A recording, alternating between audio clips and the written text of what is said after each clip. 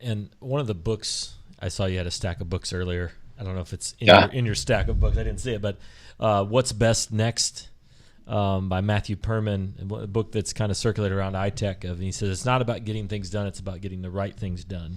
Right. And so this idea of, asking, the danger of the do culture, which again, and it's good that you have people who are motivated Yeah. and they want to serve and they want to serve God and they want to serve others. But sometimes we get so focused on do that we aren't asking the initial questions about, well, is this what we should be doing? Right. And Right. so I think that I think that I see that in what you're saying of asking those bigger questions of rather just going out and doing something, making sure that it fits into the bigger. One of the things we've been working on here is, does it fall under the mission and vision of iTech? These things that we're Mhm. doing, and so I wanted to ask, in your speaking of your stack of books, Paul Borthwick's book, and actually we'd like to get him on the podcast. Who knows here? Please do. But this idea of the West to the rest, you mentioned it earlier. So there's still the role of the West in missions, but the role is changing, and you Right. alluded to that. And so if you could kind of share a little bit more about that of, Yeah. traditionally you said MAF, and a lot of groups the same way, where we think of missions, it's the Westerners going and doing the actual ministry, but we're all seeing that Yeah. we're not the best people. It's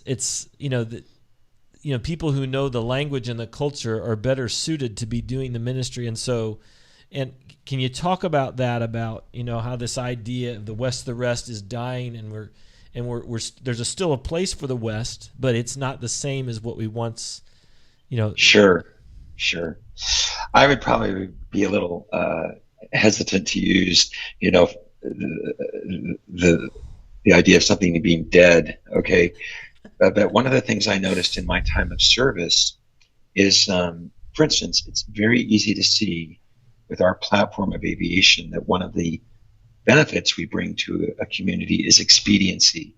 We get you there faster. We get you there more safely. We get we can hop over the mountains and cross to another island, and efficiency and expediency is part of our value proposition.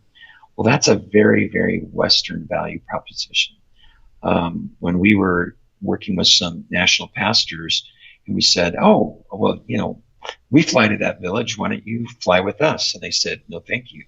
And it's like, well, don't you understand? The time will save you. And after all, time is money. I mean, these are all Western constructs of what's important and what makes a society work. And when that pastor said, well, actually, I'd like to take 5 days to get to that village because I'm going to bring an elder along with me and I'm going to disciple that elder for the 5 days it takes to commence the Wow. journey. And it was just like, well, wait a minute, there's peril on that 5 day journey, and it became really important for me to ask these broader questions of what is God up to here, because the traditional things that the West brings into an endeavor, which are good and welcome, but no longer needed to be the focal point. Like, for instance, we bring lots of capital into an endeavor, whether it's financial capital or human capital or intellectual capital, where capital and credentials are part of what emerged from the West, especially post World War II, right?